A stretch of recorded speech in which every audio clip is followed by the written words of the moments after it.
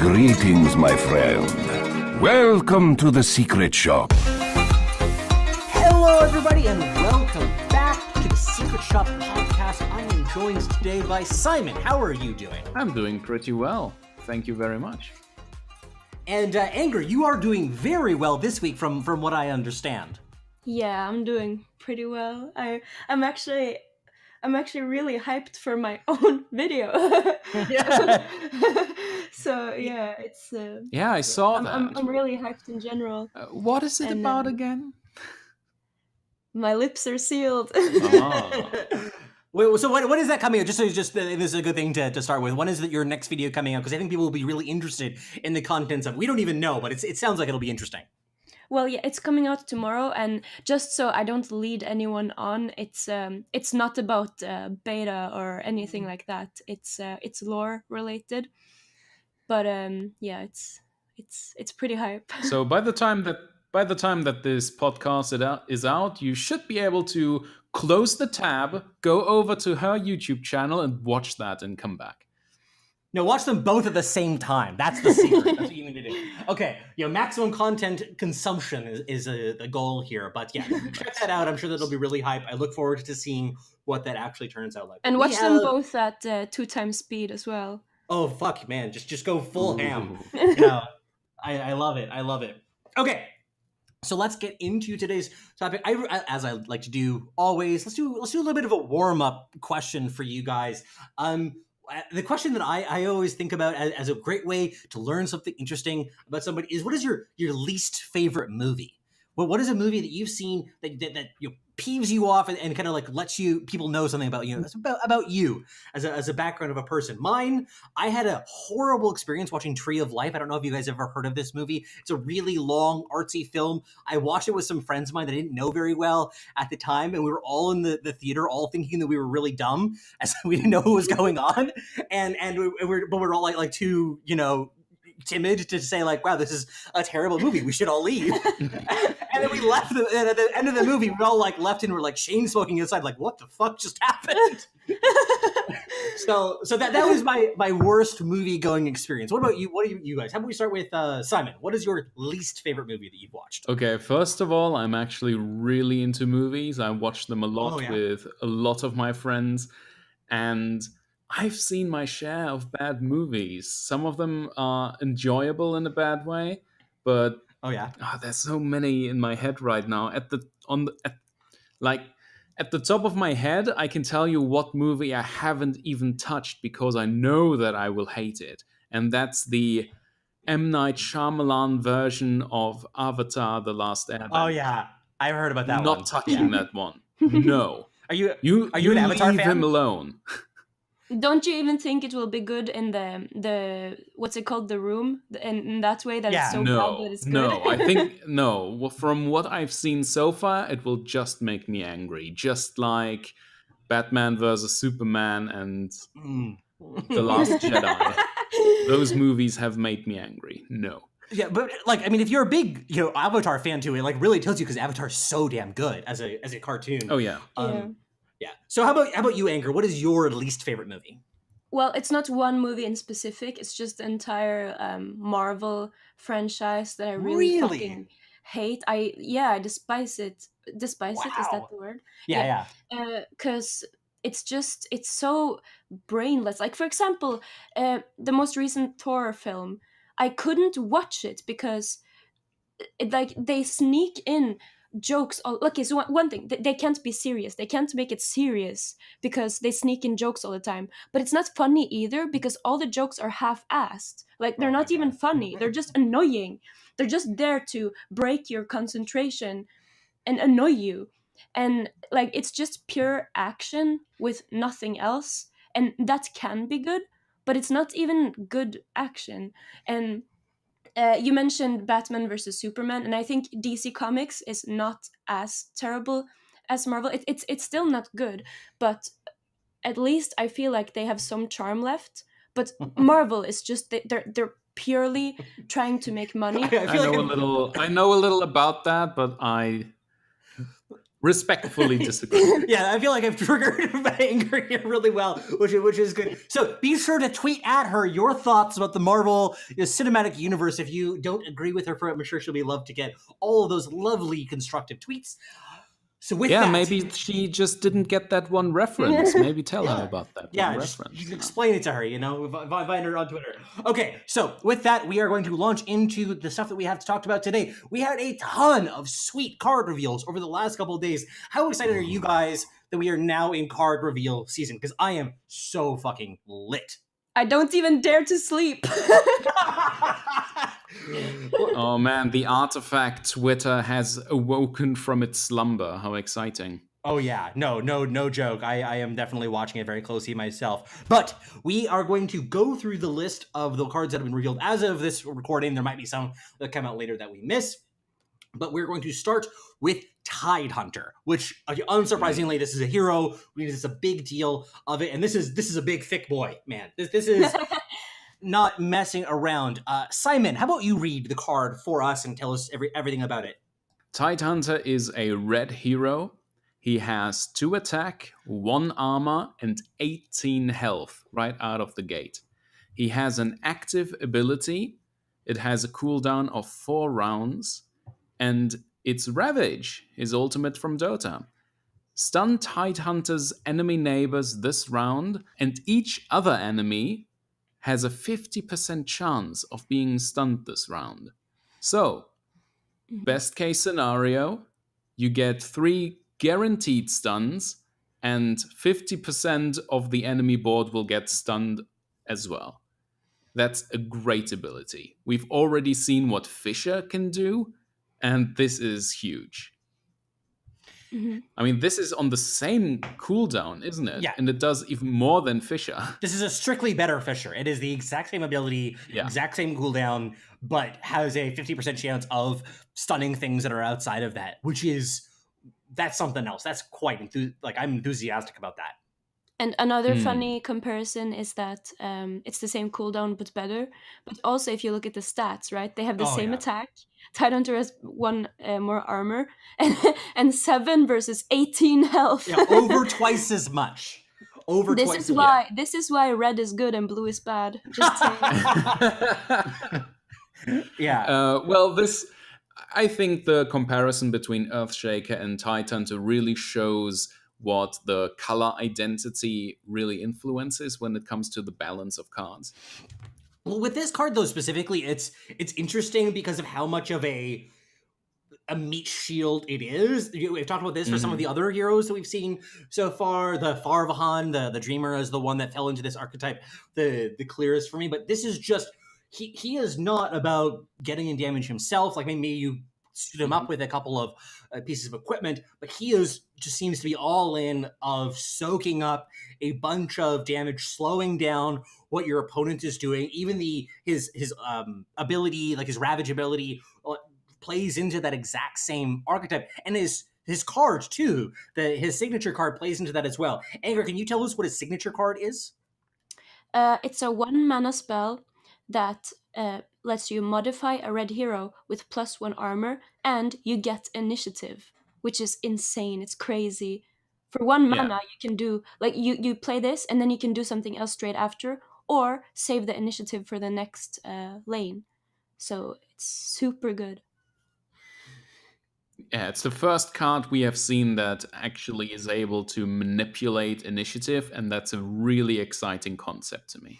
Yeah, it really is. It's definitely something that in the times that I've been playing Artifact that I've realized, like in the TTS version of Artifact, you realize that you just get into this position where like, well, I want to play this one spell, but I can't do that because I need to play this other spell first, and there's this like tension for it, and having any sort of ability that's just a small incremental value play that you can use before having to pass the initiative. Like Kraken Shell obviously isn't a hugely impactful card, but it's a nice little bonus that you can throw onto something, and not have to give up initiative in order to do it.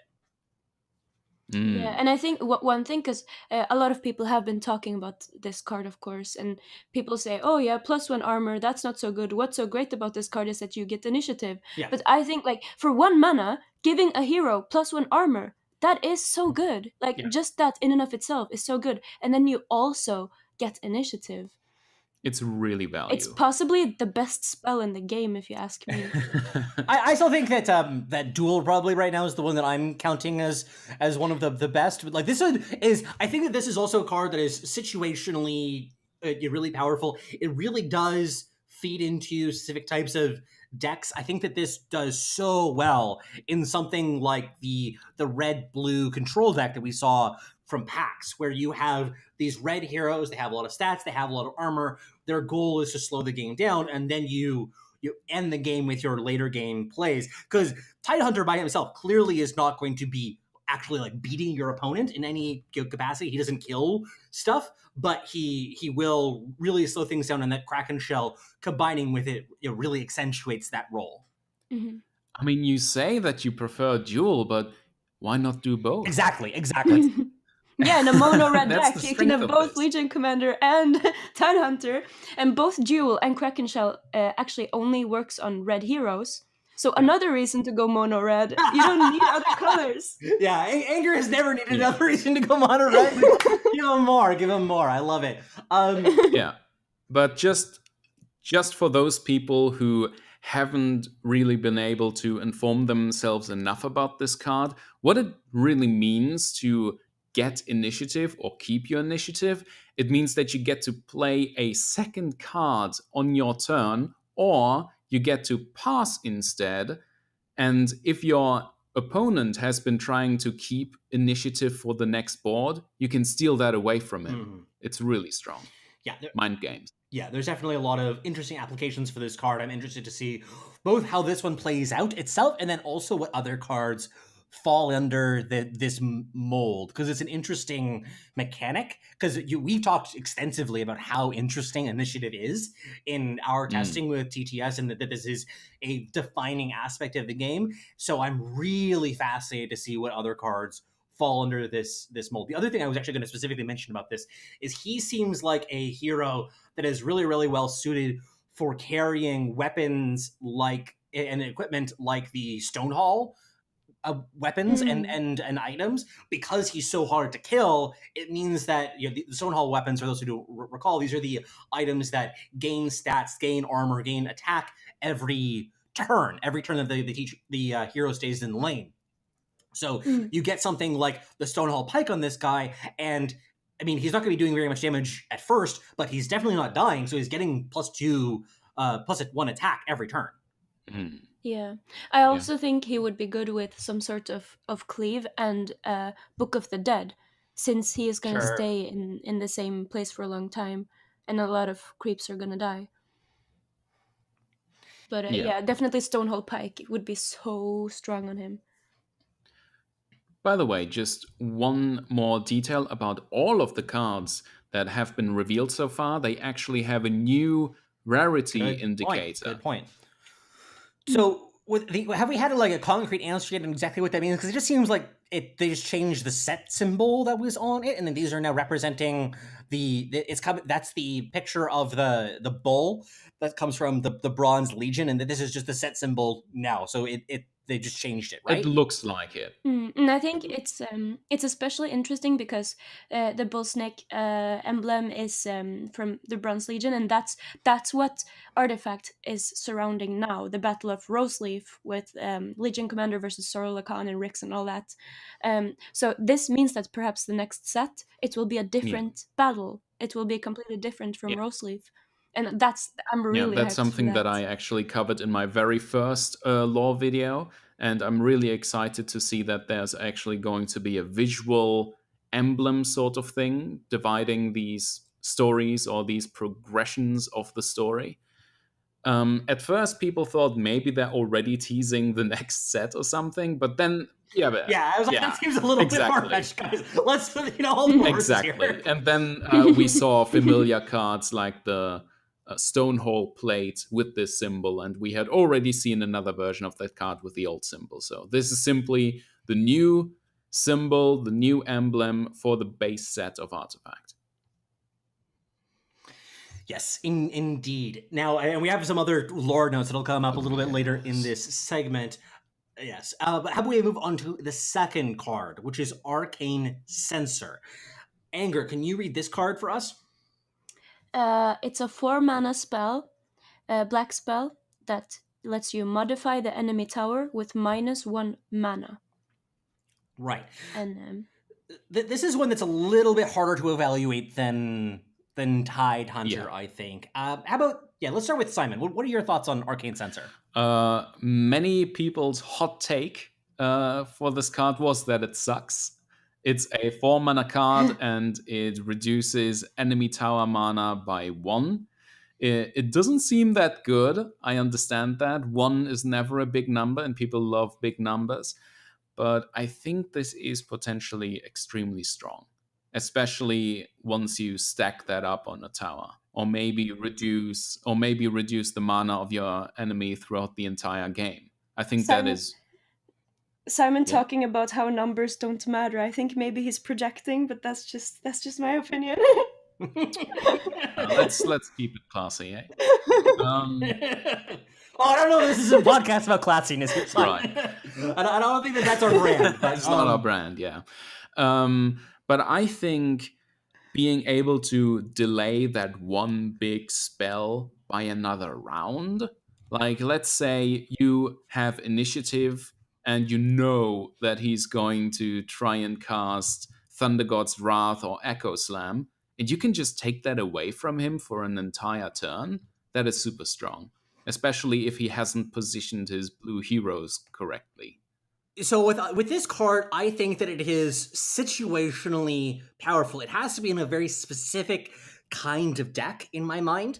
And so one of the things is it has to be quite aggressive. Because if you're getting on the board quickly and then blocking your blue opponent, for example, off of their key sweepers, then it can really mess them up. But if you're a deck that's trying to go longer into the game, this is not particularly effective because it clearly drops off in value in the late game. Like when your opponent has 9-10 mana or whatever, like they don't care about this. So if you are you're developing out your board in the first couple of turns, like turn 1, you play a couple of creeps in your lane. Turn 2, you play this out, and you, especially when you have initiative and your opponent might have been planning to do something, maybe that screws them up. And especially if they had some plan of what they were doing in this lane, followed by the next lane, etc., it can be powerful there. But there are a lot of cases where it doesn't really do anything at all. It's kind of, to me, not a generically powerful card, but a situational, strategy-specific card. The card that I would actually pair this with is with Lion.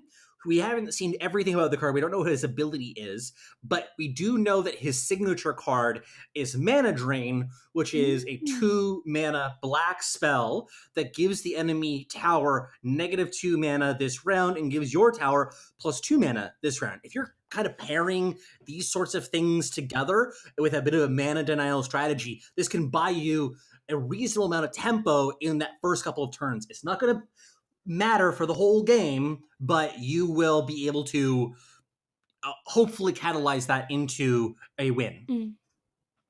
Do you think if Arcane Censure cost 3 mana instead of 4, how would it then be overpowered or would it then be balanced? I think it would actually not be trash if it was only 3 mana, and it would still not be overpowered either, because then you could be able to play it the first turn, so it would be really impactful early. But then, as you said, it wouldn't be as impactful later, but then at least it would have an impact, I think that if it was 3, it would be really frustrating to play against. This is also something that I'm going to divert a little bit in terms of like balance and play patterns and stuff. While that might not be overpowered, it might be really unfun because if you're denying your opponent from being able to play any of their cards, it can be pretty frustrating to do it. So while it's fine to have a certain amount of this in the game, then if you have it in too high of a volume and too high of a power level, it just like mana denial strategies are going to be really, really annoying to play against. So, any other thoughts on Arcane Censure before we move on? Nope. Our next card is And One for Me. I want to pass this one off to Simon. And one for me, okay. I've been waiting for this card, honestly, because this is one of the cards that they used for the beta keys from packs. Like, there was one with the golden ticket, and the other one was And One for Me. So I'm glad to know what it does, finally. It is a blue 4-mana card, and it says, choose a hero. Put a base copy of a random item equipped by that hero into your hand. And then the Twitter account of Artifact clarified what it means to get a copy of a base item or a base copy of an item. It basically means that if that item has been buffed over the course of the game, for example, the Stonehole items that, get better over time, you wouldn't get the buffed version. You would get the base version. Like, if it was Stonehole Plate, it would still just give you 1 armor, but it would still keep the ability of improving over time. So people have pointed out that it would be a good thing to copy, as well as any big value money item that you got. For example, Horn of the Alpha or a Horn of the Apotheosis Blade. Beta. Horn of the Beta is much more appropriate because people have been always saying that it's so good, and Mono Red is bad because the Econ Ramp decks are better because you get Horn of the Alpha and you get the Thunder Hides. Well, fuck that. With this card, you can now just take their fucking item. So, yeah. Yeah, this card to me is really... I find this one difficult to evaluate right now because... to me, it really depends on how common those kinds of items are, especially when you're playing against them. So if you're, because I think that one of the most powerful applications of this card is being able to copy your opponent's Horn of the Alpha or your opponent's Apotheosis Blade or something like this. Apotheosis Blade is specifically, degenerate because you're able to, like, they play it on their thing, then you copy it, and then you can play it on your hero and condemn their Apotheosis Blade, maybe, like, depending on how the initiative works, and that can be really filthy, depending on how things end up working out. So that's really an exciting application of this kind of card to me, but, like, how often are those going to be coming up in games? Well, that's the thing. Like, that's why I still think Horn of the Beta is trash, because even in one of those decks where they use it, like, okay, you get super fast, lots of money, so you can get your Horn of the Beta up and you can get your Thunderhide. But then, oops, okay, so maybe you only have that item because you had to save up for it, and I use this one, and it's random. But if you only have one, that's the one I get. So for only 4 mana, I can get your 25 gold item. And even if, okay, so what if you're playing an economy deck yourself, or you have a really high cost item yourself, you can play it on your own hero. It is a very powerful spell, in my opinion.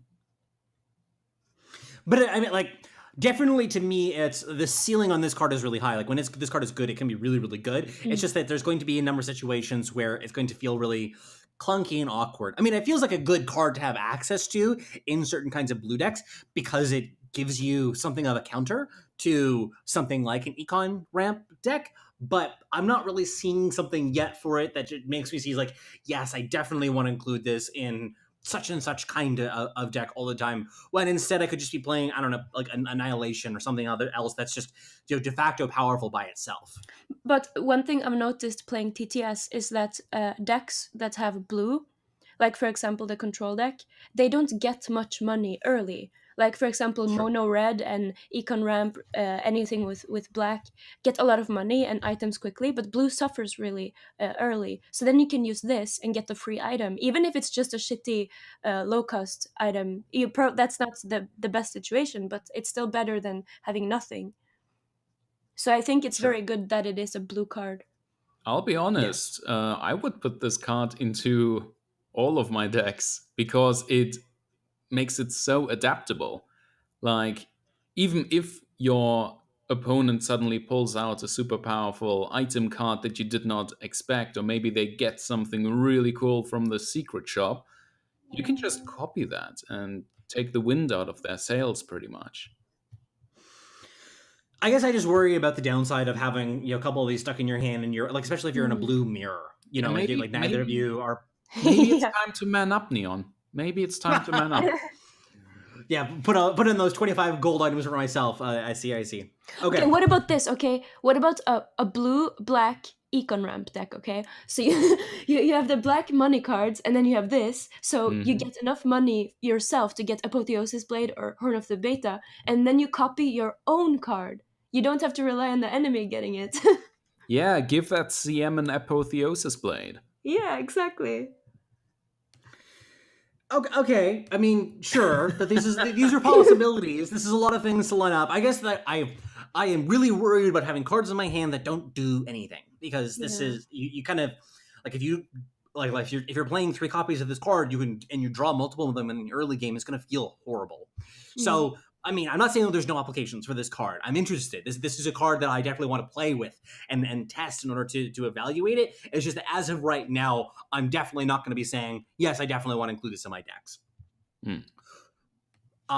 Next up, we actually have a card that's in a similar vein in some respects as an attachment and item related card, and that is Corrosive Mist. This was spoiled shortly before the cast. I'm going to just pull this up quickly and read it myself.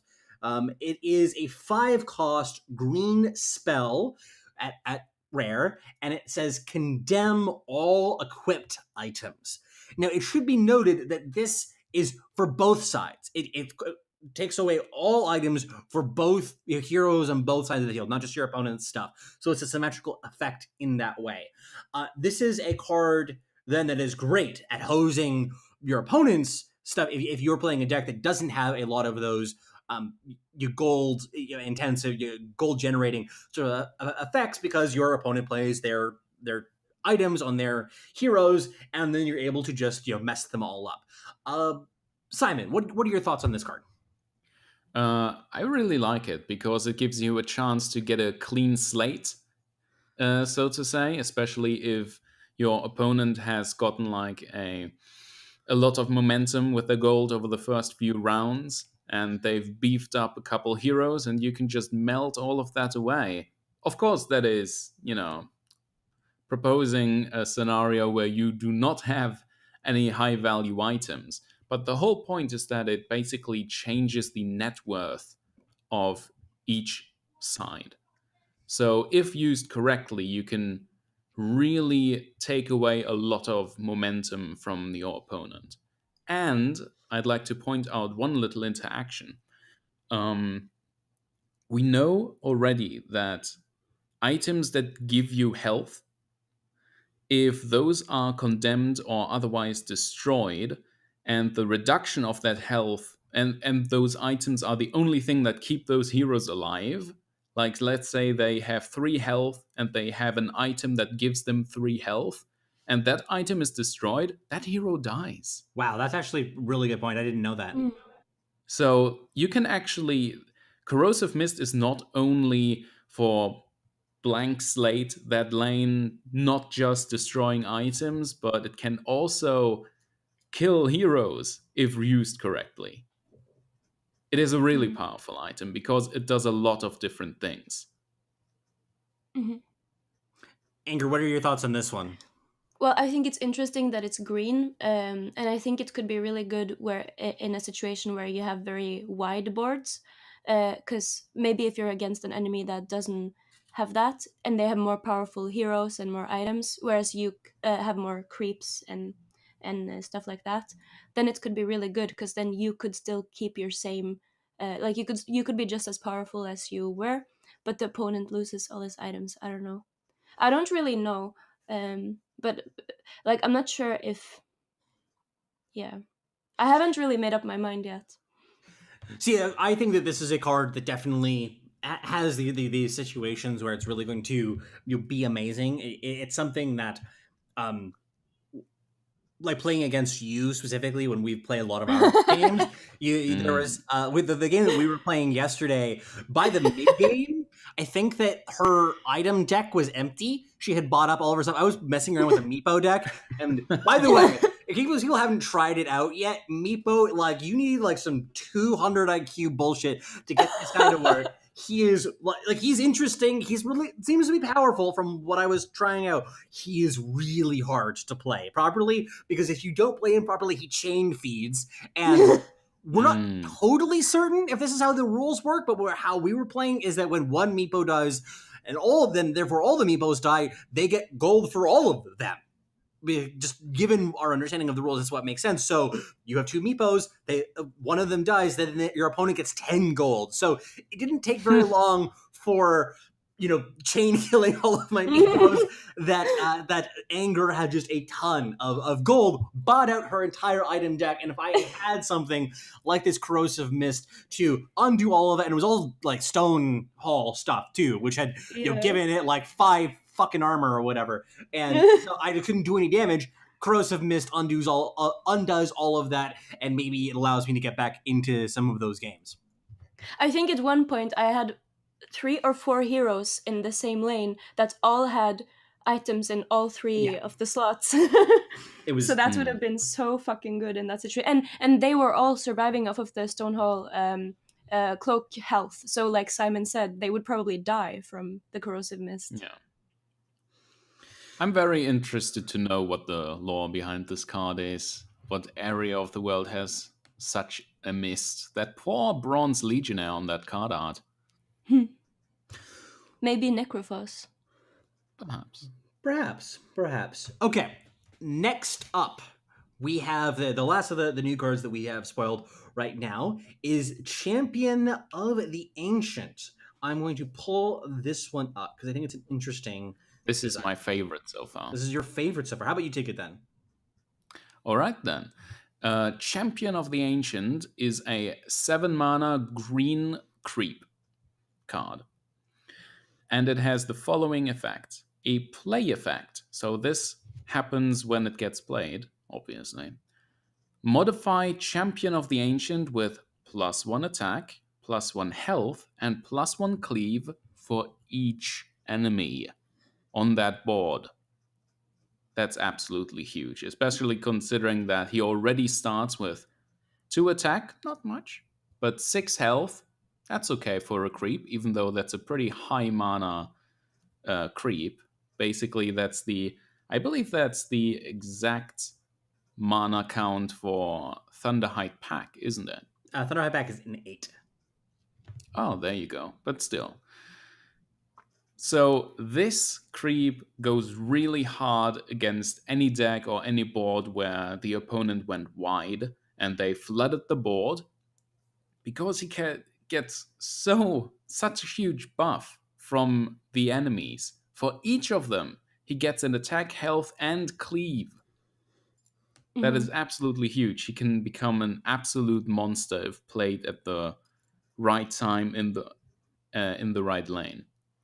Yeah, but I also think, and me and Neon talked about this, that if he's played against a wide board, let's say they have 7 units, right? So he would get 9 attack and 7 cleave, enough to kill most creeps, but he still only kills at best 3 creeps. Mm-hmm. So, and in this lane, which already has 7 units in it, it's probably a lane you already lost pretty hard, and the enemy probably has already taken down the tower there. So is it really that effective and worth 7 mana to place against a wide deck where he only blocks 1 unit when you play him? I think he can really clean up, even though the first attack he will only kill 3 units, probably. And even then, that's still a pretty good amount. You will still have a huge creep on that board for the remainder of the round, for the remainder of the game, hopefully. So when I was evaluating this card, the one that I was comparing it to is the Ogre Conscript, which is a 6-mana red card. It's a 7/7 card. And and it costs 6, of course. And just comparing these two, it felt to me as if I played with the Ogre Conscript. The card is like fine. It's definitely not exciting to play. It's acceptable, but it's not a card that I'm really pumped to put in my deck. Same. So he is a 7/7 all the time. It has no situations where he's not, where he's going to be worse than that. So it costs 6, so his base stats are better. He costs less, and the only times that Champion of the Ancient, I think, really is actively better than Ogre Construct, you need at least 4 enemies in the lane, and if you have more than that in the lane, you definitely start to have these problems of dying anyway. So I'm kind of concerned about that comparison where he will, like, yes, sometimes I think that he'll be very good, but there's going to be a lot of times where he is going to be lackluster. So too little too late, you think? Mm-hmm. Yeah, and also one of the things that I also think is a good application for these big beefy heroes like this, or creeps rather, like this, is let's say your opponent doesn't want to commit to a lane. They're kind of like giving up on a lane and saying like, okay, you can commit more stuff here if you want to try and power down the tower, but that is taking resources away from those other towers. You can just put in something like, if you put any random red hero and an ogre conscript in that lane, they're going to take the tower pretty quickly. Something like the Champion of the Ancient is not very effective at actually conquering a lane that they're not committing in. I think that is one of the best applications for these big beefy heroes like this. Or the other one is just putting it in front of another hero and have it actually kill that hero, and Ogre Conscript is once again much better at that. Yeah, I think that's a really good point, that this seems to me something you play to avoid losing. It's not something you play to win. And I don't like playing like that. That does fit the lore, if I may get into that. Oh, of course. First of all, I absolutely love the card art here. We have a totally new creep design. At first I thought that might be a mega creep, but looks entirely different once again, which is something that I went into in one of my lore videos when I talked about creeps becoming heroes and creeps developing over time, etc. And this is another one that actually has a personality, because this is the only card so far that we actually got the lore for as well. They know our thirst. So if you don't mind, I'll just read out the little lore bit that they gave us for it. My people have pledged their lives in service to the Ancient, offering ourselves to be a tide of flesh that will protect the Radiant from Kana and her dire heretics. Thanks to the blessing of the Radiant, I have become the crashing wave of that tide. So in other words, this gameplay mechanic that we just described, where he is supposed to be this, ball of flesh that not only blocks but slashes down that huge wave of incoming enemies, is totally in sync with his lore, and I absolutely love that. I think there's a lot of synergy there. And a key word is that he's calling Kana a heretic. That's all I'm going to say. Yeah, and I think that's something that's really fascinating. There have been, of course, a number of videos and lore related takes about the relationship there, because Kana she looks like a creep and she has a tattoo that's related to the Dire. So it's this interesting little backstory there. We might learn about that soon. Now, one of the things though with this card that actually made me think about it, now this is the cards that we have so far. Maybe there's more that'll come out later today before this cast is released. But I wanted to spend some time now talking a little bit about a concept that I've brought up a couple of times in the cast, both this cast and then previous ones, that I think is an interesting strategic concept, which is about the ceilings versus the floor of a given card. And when you're trying to evaluate what a card does. So the 30-second simplified summary is that the ceiling of a card is the best possible scenario, the places where it's the best. And then the floor is the scenarios in which the card performs the worst. And the reason why you want to think about these things is when you're trying to evaluate a card, you kind of want to think about where does it position itself within this range. How often do these different situations come up? And I think that something like this Champion of the Ancient is really useful as an example of a card that needs to be evaluated in that criteria. Because when it's at its best, you have your opponent has a bunch of stuff. It grows out of control, but those are rare situations, and maybe you're losing anyway. And then the floor, when your opponent doesn't have a lot of stuff in lane, it's actually really actively quite bad compared to something like the Ogre Conscript. So I think that thinking about cards in that mentality has a lot of use in terms of card evaluation. All right. Mm-hmm. So I actually wanted to talk about like a few cards that show some of these examples of different nature of the ceiling versus floor effects. Can you guys think of any cards that have maybe a high ceiling and a low floor, but are really good anyway? For example, Earthshakers. Mm-hmm. What's it called again? Yeah. Echo Slam. Because it has a low floor because if there's no creeps in the lane, it doesn't do anything. But it has a really high ceiling because if there is a lot of creeps, it does a shit ton. That's a really good example. What else? Well, I think in that case I would prefer to talk about Berserker's Call, because I think that card can really turn the lane in your favor. If you play it well, you can kill like up to 3 units with that. So it has a pretty high ceiling. And really, the lowest thing that it can get is that you kill one person, I suppose. If you really just want to get that one unit out of your sight, if you're blocked, etc. But in any case, it will be worth it when you play it. Yeah, and I think that is a really good example because it does have a high ceiling. The floor is not exceptional, but it's pretty good. A card that you can compare with that, though, is actually something like Duel. Mm-hmm. This is, of course, Legion Commander's signature card. Cost 2, sets up a battle between two units, and this is one that has a pretty high ceiling when you're able to kill something that's a key hero. Not insane like Berserker's Call can be totally swing a board when it's at its best, but also the floor on it is really consistent because it just costs 2. It's such a low investment and allows you to snipe off a key hero on the other side.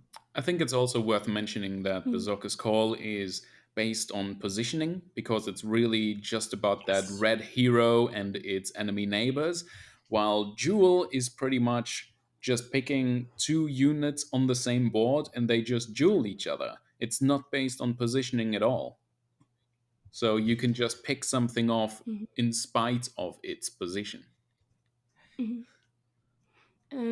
I think Annihilation is kind of the same as Echo Slam, where it's super good and devastating if played correctly. Like, you can completely change the game.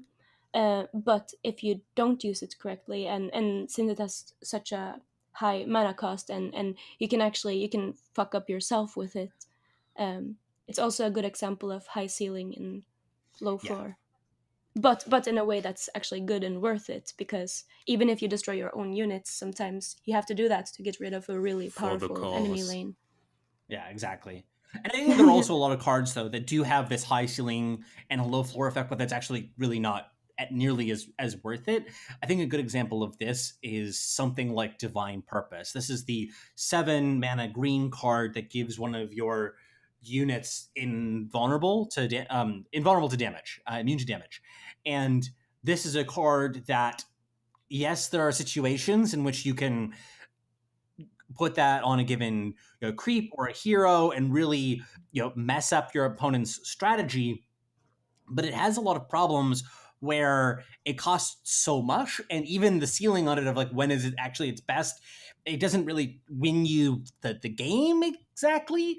And it's when it's bad, it's really bad. Like, your opponent has a ton of shit in their lane. What is your Divine Purpose going to do? It doesn't buy you extra life. It doesn't block a hero. It doesn't kill a hero. And so I feel like it's a it technically has a bit of a high ceiling when it's at its best and able to mess up what your opponent is doing, but it definitely has a really low floor, and that floor is going to come up a lot more consistently, which is, I think, another element of it that's so important is considering these different scenarios and how often they come up. Like Duel is the best example. Like, it's always live. Like, you can always find an application for this card, when something like Divine Purpose or sometimes just does like nothing. Yeah, you really gotta pick your targets for this one. And even then, we've already heard that the full game will have much more condemning effects, like many more cards that will be able to deal with invulnerable targets. Right, yeah, for sure. Mm-hmm. And then, of course, there are some cards that are just bad, that don't do anything under any circumstances and don't have a high ceiling or a high floor. I think that Fighting Instincts is one that we've been joking around about in the Discord. This is Keefe's signature card that it gives +1 attack and +1 armor for 5. Mm-hmm. It's a red spell, and it's just kind of trash. There's just no scenarios where it's like amazing. So I don't know. Meanwhile, look at Kraken Shell. Yeah, one armor. And initiative. Yeah, and I think that's a good example of a low investment. The ceiling isn't amazingly high. The floor is also quite high, though. Like, it doesn't have a very high variance in terms of what it does. But the cost is so low, and there's so many different applications for it, that I think that it's quite a strong card as a result of that. Mm-hmm. So are there any other cards that you guys like thought that you could think of that fall under any of these categories that you think is worth sort of considering in terms of the applications? I know that another one that the Anger is a fan of is also the Red Mist Pillagers. Of course, like, this is one that has a high ceiling, and like the floor isn't particularly high on it, but when it's good, it's really, really good. Yeah, but I think that the Red Mist Pillager is a little bit. It goes deeper than that, because when it's really good, like you have a completely free lane and you put it there and it duplicates. But even if it's not the perfect lane, it's still good, because then the enemy has to use resources to shut it down.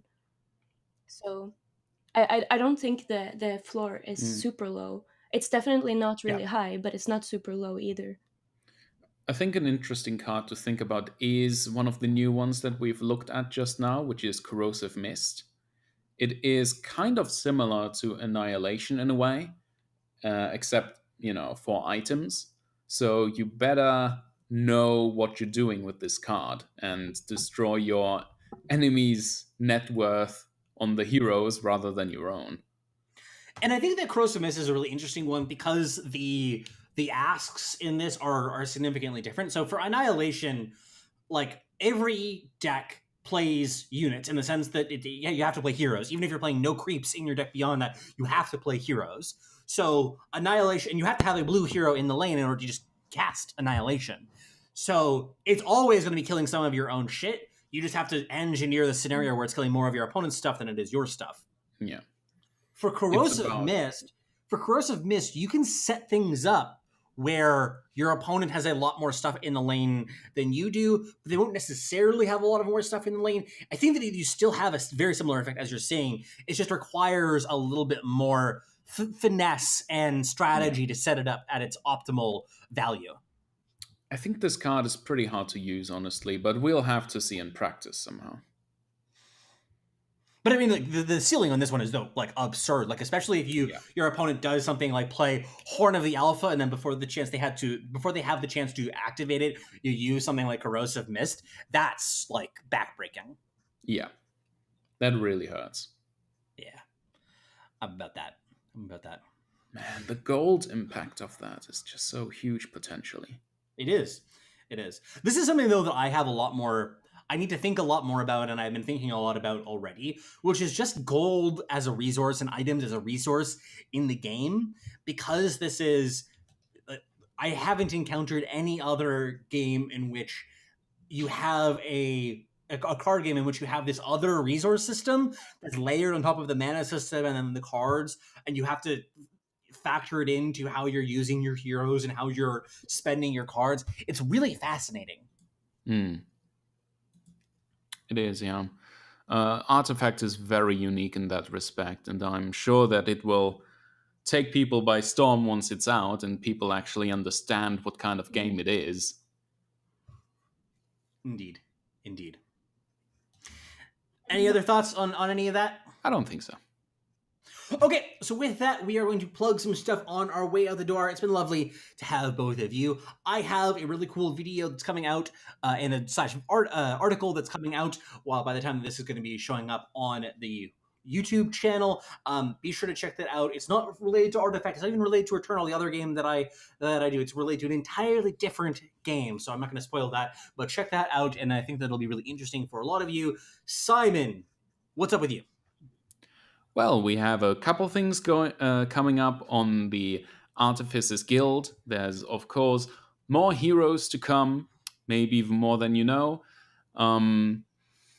There's still my Grimstroke video coming. We had to delay that a lot, but finally it's coming out. So I hope that you like it. I've put a lot of effort into that one. Mm-hmm.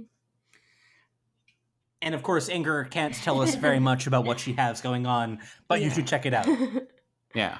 And and also more lore things are coming out. This isn't the only lore thing I'm dropping. There's also other things coming. So, yeah. Great. Well, that'll do it for today. Thank you so much for everyone for hanging out. Take care. Peace. Everyone. Peace. Peace. Thank you. Thank you for your business.